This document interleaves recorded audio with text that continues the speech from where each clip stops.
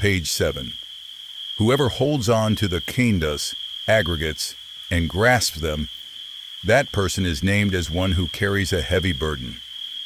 The Buddha therefore stated that the 5 khandhas are indeed a heavy burden.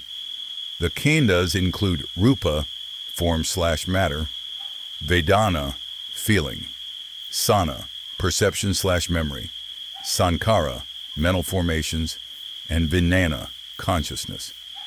Whoever holds on to these, whoever holds on to them suffers.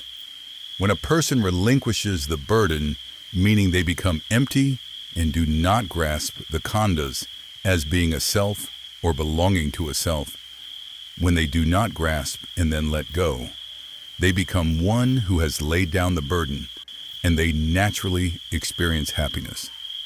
Whether standing, walking, or sitting, they naturally experience happiness. They do not grasp because they have already come to know in accordance with the reality of it. They do not cling. They do not grasp. They are named as one who has uprooted craving, tanha, along with its roots, becoming one who is steadfast and certain. They are certain that they will enter into happiness according to the Supreme Enlightened Buddha, who is already steadfast and certain. When the mind converges, it naturally knows in accordance with reality. It will naturally let go of these khandhas.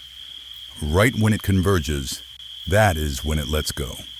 If the mind has converged, it then lets go. Once it has let go, there is only emptiness. Then, even when searching for a self, none is found. When searching for a self and none is found, that right there is it. When once the mind has settled into sufficient calm, wisdom, panya, naturally arises on its own. By that time, even if the mind becomes restless and goes out, it goes, but it does not grasp anything. Even if there is brightness throughout the entire world, it does not go to grasp it. Whichever person it draws toward, wherever that person is, it then comes to boast that I am this, I am that. Wherever that notion of self is, it draws into it. That, page 8, or this person, or a self, none is found. If the mind converges in that manner, it receives the aid of Sati, controlling it to remain there, not allowing it to go out. The mind converges in that manner and becomes completely radiant. It is not about sitting, sleeping lazily, or being idle. Idleness is not the habit of Sati. That Sati is radiant. Being radiant in that manner is what is called samasati, right mindfulness. It is the correct state of concentration, samadhi. That right there is called samasati, which is the correct state of concentration. Once that is achieved, Sati is accurate. That very mind itself is the radiant entity. That very mind itself is the state of concentration. That very mind itself is the entity of wisdom. They are all the exact same thing. It will naturally reach Adisila, higher training in virtue, Adicitta, higher training in mind/concentration, and Adipanya, higher training in wisdom.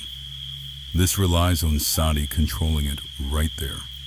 All of you who possess faith, having heard and listened to this, let us all resolutely set our hearts on practicing. It does not reside anywhere else. You do not need to go look for it anywhere else. It resides specifically within each of us. Keep the mind possessed of Sati.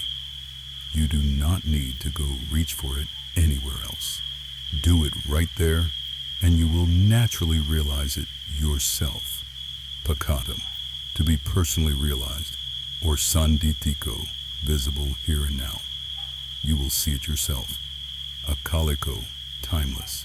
There is no need to claim or refer to time. When our mind is free from lust, raga, it will naturally know specifically within itself. When our mind still possesses lust, it will know. When the mind possesses anger, dosa, it will know. When the mind possesses delusion, moha, it will know. infatuation, and blindness will naturally be known. When the mind is free from delusion, it will know. When the mind is free from sluggishness, it will know.